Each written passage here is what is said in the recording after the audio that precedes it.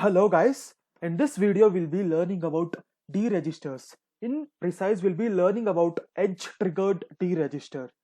Before going any further into the video, let us first understand the concept of triggering. What is triggering and what are the types of triggering? There are two types of triggering. One is edge triggering and level triggering. What is edge triggering? It is a triggering in which the circuit becomes active at the negative or positive edge of the clock. Let us look into an example of this.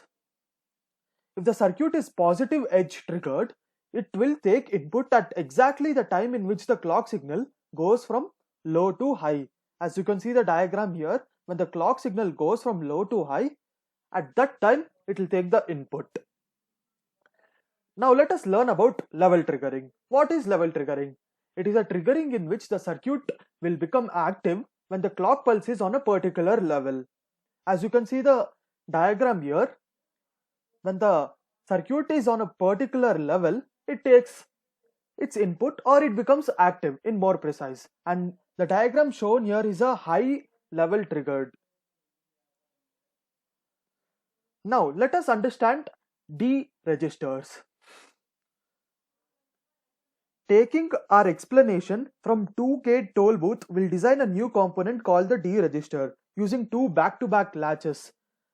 The load signal for a D register is typically called the register's clock, but the register's D input and the Q output play the same roles as they did for the latch.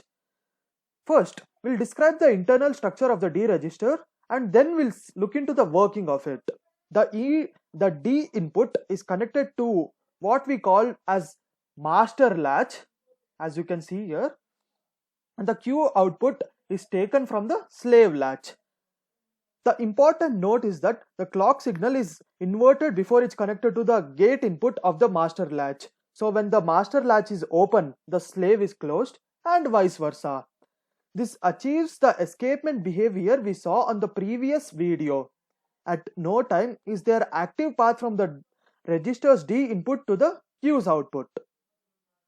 The delay introduced by the inverter on the clock signal might give us some concern. When there's a rising level from 0 to 1 transition on the clock signal, there might be a brief interval when the gate signal is high for both latches, since there will be a small delay before the inverter's output transition from high to low, that is 1 to 0. Actually the inverter isn't necessary, but there's a slightly different latch schematic where the latch is open when gate is low and closed when gate is high. Just what we need to do for the master latch. By the way, you'll sometimes hear a register called a flip-flop because of the bistable nature of the positive feedback loops in the latches. That's the internal structure of the D register. In the next video, we'll take a step-by-step tour of the register in operation. Thank you.